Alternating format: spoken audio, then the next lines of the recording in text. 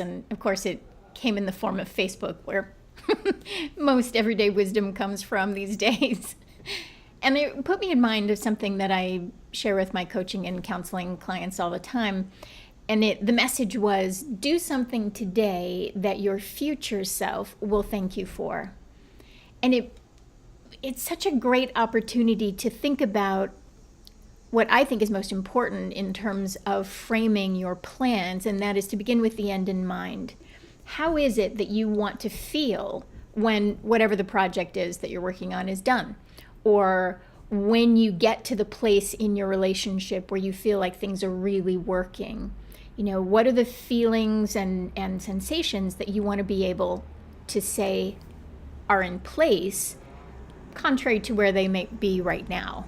So for instance, in my doing an exercise today for a class that I'm taking, I'm thinking about, okay, when it's all said and done and I'm sitting down with a good friend and I'm describing what it was like to do this exercise and to have this experience and get the feedback from it, what is it that I want to be able to say? So if I'm sitting over a cup of tea with you, what do I want to say about that experience? And so for me, for the project today, I wanted to feel confident. I wanted to feel like I looked good. I wanted to feel like what I had to say had value, and that I could take that value and extend it into my everyday work.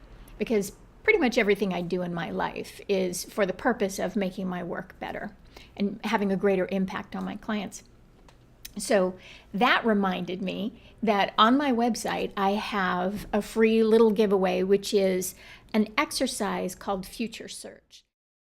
Without doing Future Search, very often it's sort of like navigating your relationships or your career or even your health without a map. If you don't know where it is you want to go, it's very difficult to get there. So the Future Search exercise asks a very simple question. Where is it that you want to be when you are done? And the one thing I would add is when you are satisfied. Because again, that's another thing that we don't tend to think about on a regular basis. Like, we're so geared towards meeting our goals and getting them done. And then isn't it interesting how as soon as you meet the goal, there's another one, and we don't take the time to really experience being satisfied.